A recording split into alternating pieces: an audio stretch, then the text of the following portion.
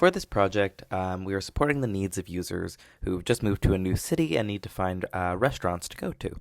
And just as a brief look at some of our requirements, the app will need to have search functions, it needs to have a favorite function, and overall needs to facilitate and make enjoyable the experience and process of finding new restaurants in a new city through a variety of means.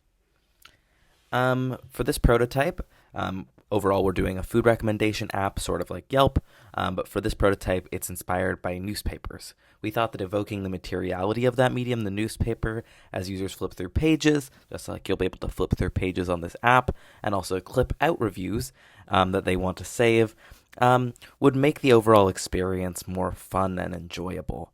Our goal here was to address the ways in which Yelp, for example, feels very clunky and old-fashioned, especially to younger users, and make an app that's both useful for finding new restaurants and feels more hip, which is really important considering that people go out to eat to have fun.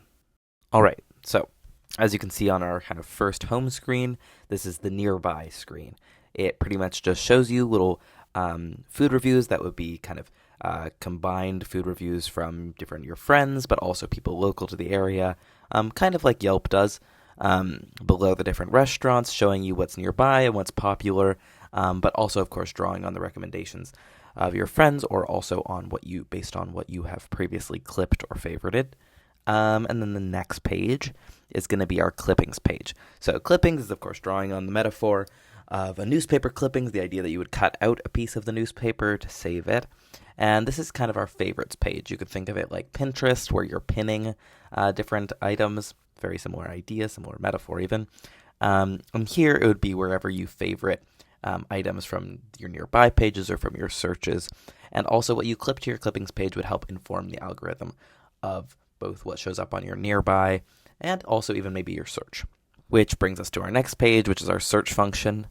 This would allow you to filter by common filters like rating, price, location, food, etc.